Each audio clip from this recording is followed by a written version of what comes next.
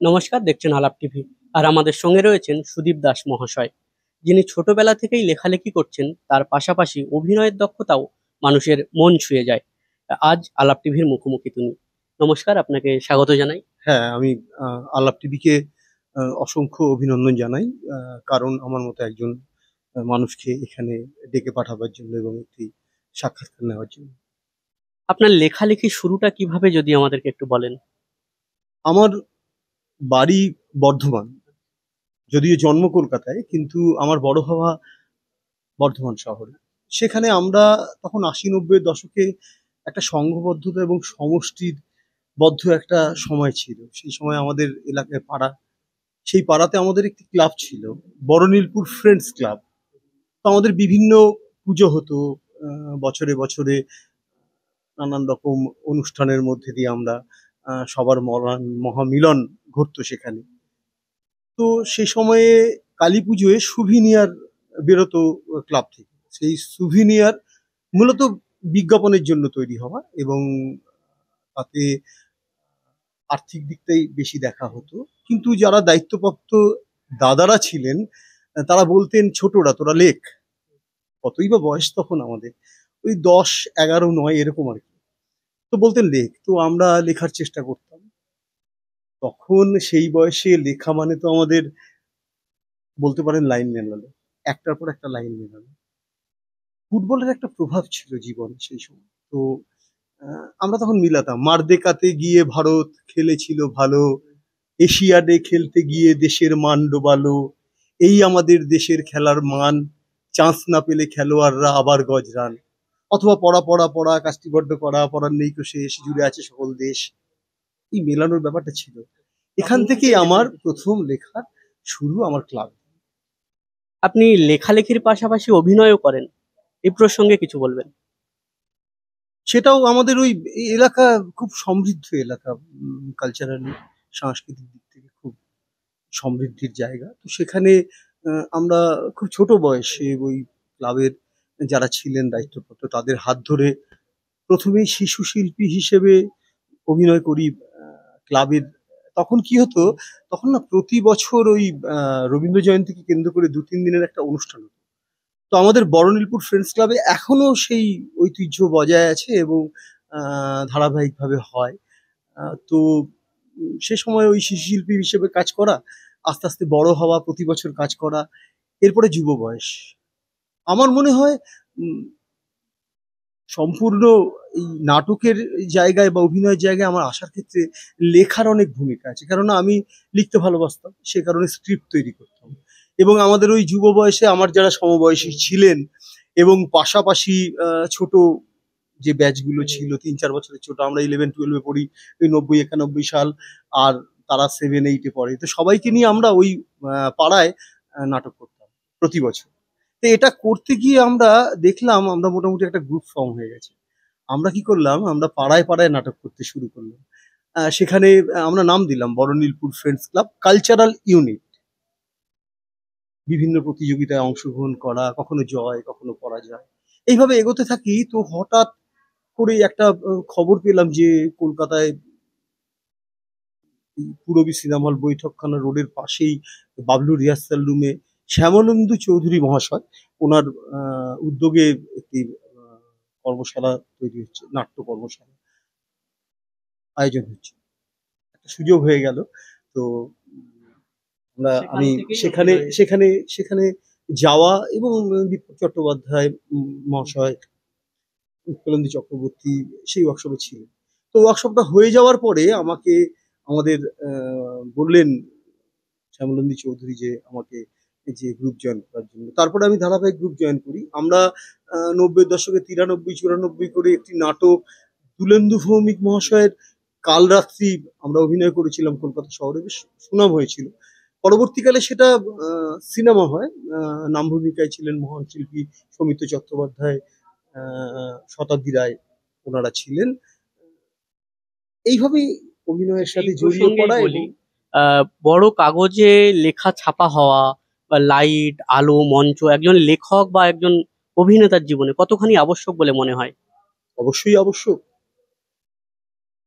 কেননা একজন লেখক, কবি, যারা সৃজনশীল মানুষ, আরো যারা আছেন বিভিন্ন শিল্প মাধ্যমে, প্রত্যেকে গ্রহণ করে এবং তার বহিঃপ্রকাশ ঘটে। প্রতিটি ক্রিয়ার সমান এবং বিপরীত প্রতিক্রিয়া আছে, নিউটনের তৃতীয় সূত্র। সেই অনুযায়ী আমরা যা গ্রহণ করি সেটাই আমার কলমের ডগায় বেরিয়ে আসে। এটা একটা স্বাভাবিক প্রক্রিয়া। এই প্রক্রিয়ার মধ্যে দিয়ে আমরা প্রত্যেকেই অগ্রসর হই এবং আমরা কাজের পরিসর এইভাবেই বাড়াই। আহ, অবশ্যই আমার মনে হয় এটা খুবই ভীষণভাবে। বিভিন্ন ঘটনার পর আমরা শুনি এই লেখক কিছু বললেন না এই প্রসঙ্গে, এই কবি কিছু বললেন না, বা এই অভিনেতা কিছু বললেন না। একজন সৃজনশীল ব্যক্তির পক্ষে সমস্ত ঘটনার মন্তব্য করা কি সম্ভব বা আবশ্যক? আপনার কি মনে হয়? আমার মনে হয় এটা ব্যক্তি সত্তার উপর নির্ভর করে।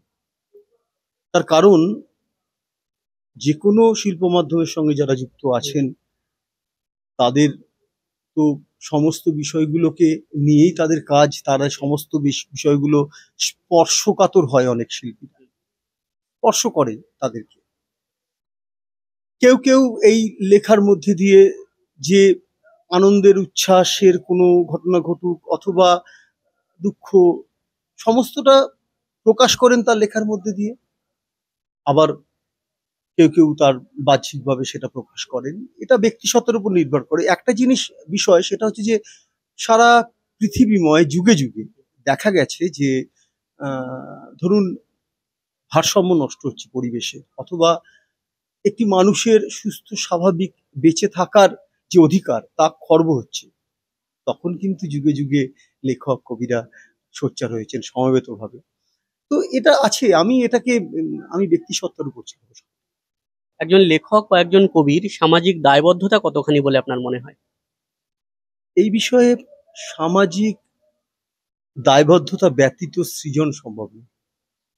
লেখক কবি হয় না, সাধারণত হয় না। কেননা আমাদের চারপাশে যে আহ, পুঁথি, একবারে লিপির উদ্ভাবন থেকে শুরু করে আজ অবধি যা কিছু লেখা হয়েছে বা আমরা যে সমস্ত বই পড়ি, আমার মতে, বিশ্বাসে, আস্থায় তার 90% সমাজের প্রতি দায়বদ্ধতা থেকে লেখা।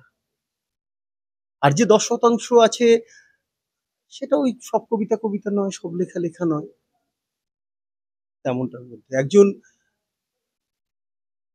আমরা যদি দেখি অতীত থেকে বইপত্র, আমাদের দেশের, স্বদেশের হোক বিদেশের হোক, সমস্তটাতেই দেখবেন মানুষের কথা বলা আছে।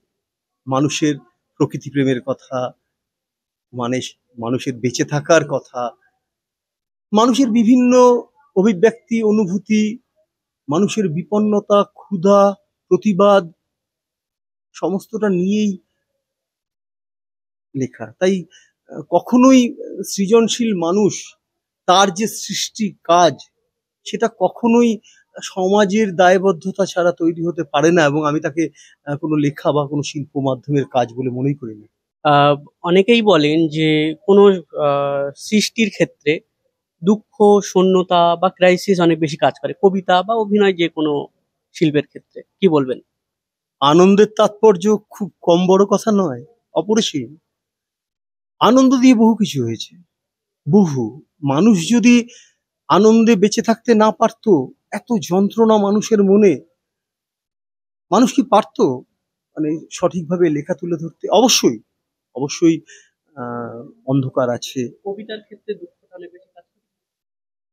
দেখুন, একজন কবি বা লেখক তার মন মননে যেটা চলছে তার বহিঃপ্রকাশ হবেই। সেটা শুধুমাত্র ব্যক্তিকেন্দ্রিকতায় বা ব্যক্তিগতায় নয়, সমষ্টির জন্য হতে পারে। সমষ্টির দুঃখ যন্ত্রণা, ব্যক্তি সেখানে মিলেমিশে একাকার হয়ে যায়। এবং এটা তো স্বাভাবিক বিষয় যে অনুভূতিরা কাজ করে, যা অনুভূতি মনের মধ্যে তৈরি হয় সেইভাবেই একজন শিল্পী কাজ করে। এটা অবশ্যম্ভাবী ব্যাপার। সেখানে অন্ধকারের গ্লানি, আলোর উৎস এবং বিচ্ছুরণ সমস্তটা থাকে, ছড়িয়ে থাকে। এবং আমার মনে হয়, আহ, আমি জানি অনেকেই বলেন, অবশ্যই কষ্টের যেমন একটা অভিব্যক্তি আছে, আনন্দেরও অভিব্যক্তি আছে। আমি দুটোকে সমানভাবে দেখবো, আমি আলাদা করব না। অবশ্যই কষ্টে পেলে তো লেখা ভালো হয়, আনন্দ পেলেও ভালো হয়, এই আর কি। সোশ্যাল মিডিয়ায় লেখালেখি নাকি পত্র-পত্রিকা কোনটাকে বেশি প্রাধান্য দেন আপনি? একটু বলি এই বিষয়ে। সোশ্যাল মিডিয়ার সঙ্গে কোনো বিরোধ নেই। কেননা উন্নত বণিক সভ্যতার যে পর্যায়ে আজকে চলছে এই সময়টা, সময়ের বাইরে কেউ নয়। সেখানে দাঁড়িয়ে সোশ্যাল মিডিয়ার একটা ভূমিকা আছে। আমি তো লক্ষ্য করছি বহু গুণী মানুষ, গুণীজন তারা সোশ্যাল মিডিয়া লিখছেন এবং আমি পড়ছি সেগুলো। বেশ ভালো লাগে। অবশ্যই একটা জায়গা অবধি যন্ত্র সভ্যতার শিখর অবস্থানে এই মুহূর্তে। তবে ব্যক্তিগতভাবে যদি আমায় বলেন তো আমি পত্র-পত্রিকায় লেখার ক্ষেত্রে বেশি স্বচ্ছন্দ বোধ করি এবং ভালোবাসি। তার অনেক কারণ আছে। তার মধ্যে সত্যি কথা বলতে নতুন বই, তার মলাট, প্রচ্ছদ, প্রতিটা লাইন, শব্দ, অক্ষর, ছন্দে এক অনন্য অনুভূতি। আমি পত্র-পত্রিকায় লেখার দিকেই থাকবো এবং থাকতে চাই। ভালো লিখতে গেলে অনেক বেশি পড়তে হয়।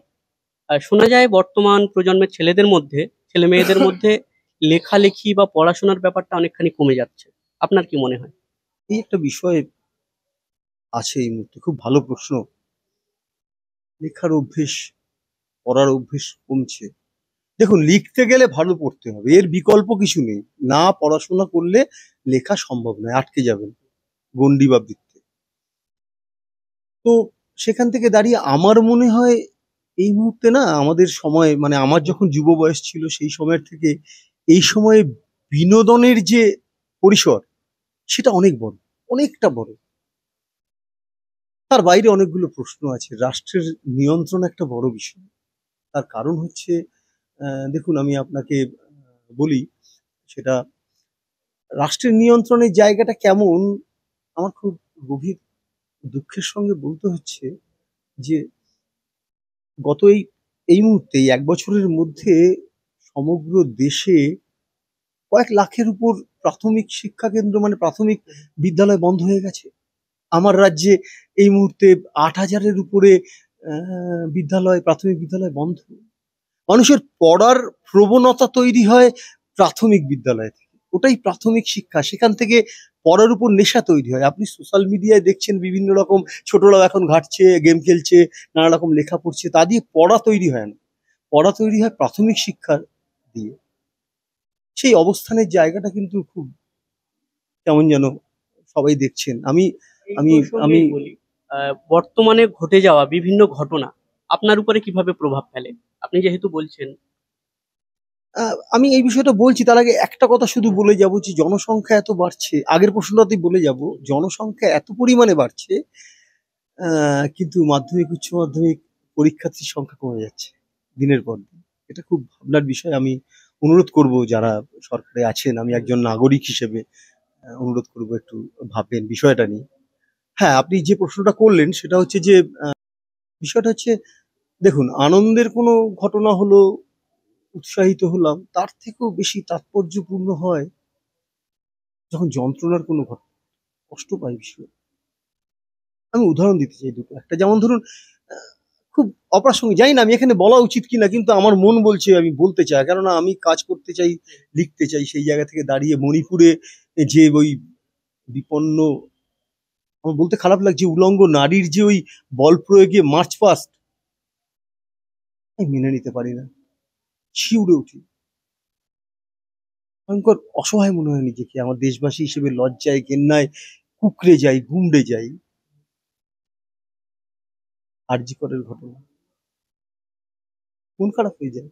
একজন ব্রিলিয়ান্ট ফুটফুটে মেয়েটা আমার কন্যা সম। আমি এই বিষয়ে কিছু বলবো না। শুধু একটা কথা বলতে পারি, অনেক কষ্ট নিয়ে বুকে বারুদ পুষছি দিনের পর দিন। দেখছি আমি জানি না আমার এই জীবনে আরো কত কিছু দেখতে হবে, কি দেখতে হবে। এছাড়া ওই তামান্না, ছোট্ট তামান্না। জয় মানুষকে মেলবন্ধন করে। জয়ের মধ্যে দিয়ে মানুষের কাছে যায়, মিষ্টি বিতরণ হয়, বিরোধীকে নিজের করে নেওয়ার একটা প্রবণতা থাকে। ছোট্ট তামান্না। দেখলাম, দেখছি আমি এই বাংলাভাষী, আমি এই দেশবাসী, আমি একজন আমি জানি না আমি আমি খুব বড় ছাপ রাখার মতো কিছু কাজ এখনো অবধি করিনি। কিন্তু সকলের তরে সমষ্টির তরে সুস্থ সাংস্কৃতিক আবহ তৈরি থাক আমার বাংলা এবং দেশের, এটাই আমার চাহিদা। এই ইংরাজি মাধ্যমের দৌরাত্ম্যে, ইংরাজি বা অন্যান্য ভাষার দৌরাত্ম্যে বাংলাটা কি ক্রমশ কোণঠাসা হয়ে পড়ছে বলে মনে হয়? দেখুন, একটা কথা বলি, সময়ের দাবি, উন্নত সভ্যতার আগামীতে ইহাই ভবিতব্য। তার অনেকগুলো কারণ আছে, আমাকে আগে ভিতরে ঢুকে বিশ্লেষণ করতে হবে বিষয়টা কি। সেই জায়গা থেকে দেখতে গেলে আপনি দেখবেন যে সরকারি চাকরি সংকুচিত এই মুহূর্তে।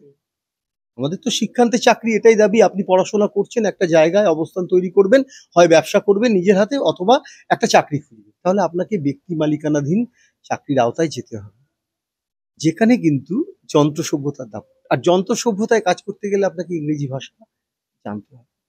দেখুন, ভাষার সঙ্গে ভাষার কখনো বিরোধ হতে পারে না, দ্বন্দ্ব হতে পারে না। প্রত্যেকটা ভাষাই তার নিজ নিজ জায়গায় মাথা উঁচু করে আছে। তাই আমি সেই জায়গায় যাব না। অবশ্যই ইংরেজি, সময়ের দাবিতে ইংরেজি শিক্ষার প্রয়োজন আছে, ইংরেজি ভাষার শিক্ষার প্রয়োজন আছে। ৯০-এর দশকে কিছু কিছু, ২০০০-এর পর থেকে চাহিদার সঙ্গে সামঞ্জস্য রক্ষার জন্য বিস্তীর্ণ ভারতবর্ষে ভরে গেছে ইংরেজি মাধ্যমের স্কুল। হোক এবং থাকুক, এগিয়ে যাক, সভ্যতা এগোবে, একই থাকবে না। তবে আমার আমার কিছু অনুরোধ আছে। ইংরেজি মাধ্যম স্কুলগুলোতে বাংলা ভাষাকে, বাংলা বিষয়কে গুরুত্বের সহকারে প্রায়োরিটি দিয়ে একদম পড়ানো হোক, এবং সেখানে বাংলার যে সমস্ত ওই আবছায়া পড়ানো নয়, পড়াতে হবে বলে আমি বাংলা পড়াতে হবে, অ আ ক খ করে দিলাম না। বাংলা সাহিত্য, বাংলা গল্প, বাংলা কবিতা, সেটা সিলেবাসে অ্যাড হোক, পাঠ্যসূচির অন্তর্ভুক্ত হোক, এটাই আমার চাহিদা। এছাড়া আমি কোনো ভাষার সঙ্গে ভাষার দ্বন্দ্বর বিশ্বাস করি না। সব শেষে আপনার দর্শকদের উদ্দেশ্যে কি বলবেন?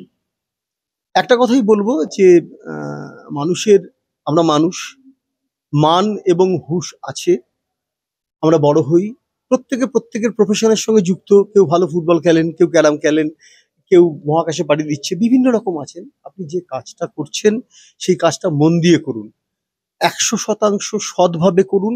এবং আমি আরো একটা কথা বলবো, সমাজ দর্পণ মানুষ, সেই জায়গা থেকে দাঁড়িয়ে সমাজকে দেখুন, তার ভালো মন্দ বিচার বিশ্লেষণ করুন। আর একটা কথা বলবো যে আপনারা, আজকে আমি আপনাদের অসংখ্য ধন্যবাদ জানাই আমার তরফ থেকে এমন একটা সাক্ষাৎকার আমার থেকে নেওয়ার জন্য। যদিও আমি অতি নগণ্য একজন ব্যক্তি, কাজের মধ্যে থাকি, কাজ করার চেষ্টা করি নিজের মতো করে। সবাই ভালো থাকবেন, সুস্থ থাকবেন এবং মানুষের কথা ভাবুন, ভালো থাকুন।